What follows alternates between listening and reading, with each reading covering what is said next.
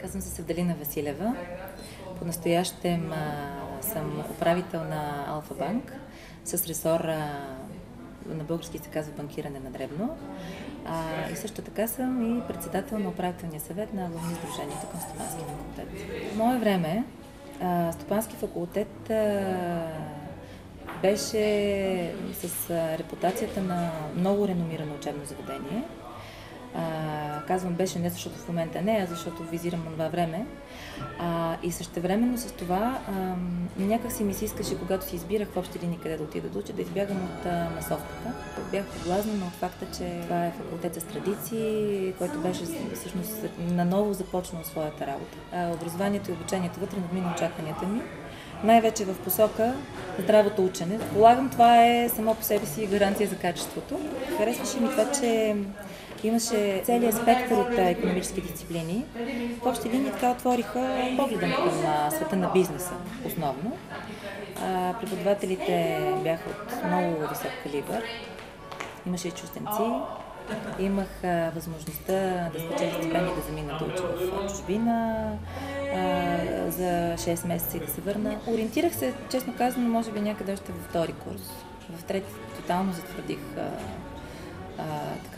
нагласите и визията за собствената си реализация. Всъщност аз тръгнах по пътя на маркетинга, може би го усетих най-близко до себе си. Не мога да отрека, че бях повлияна в края на крещата и от това, че това беше тип специалност и съответно специалистите с такива познания имаха възможности за реализация. Трябва да си извърви един такъв еволюционен път и от академичната общност, и от бизнеса, за да се почувстват те взаимно съпричастни към тази кауза и да се осъзнае всъщност защо всички имаме полза, и бизнеса, и студентите, да са подготвени за реалния свят, да имат ясна визия какво ще правят след като завършат. Защото в края на крещата това е потенциала, това са хората, които нямаме, това са хората, с които работим. По отношение, когато един завършващ гимназия, един човек, който завършва гимназия, трябва да реши, според мен в България това е, може би, най-добрият избор, който те могат да направят. Не случайно Стопански факултет вече няколко години взема първите места като икономическо висше учебно заведение.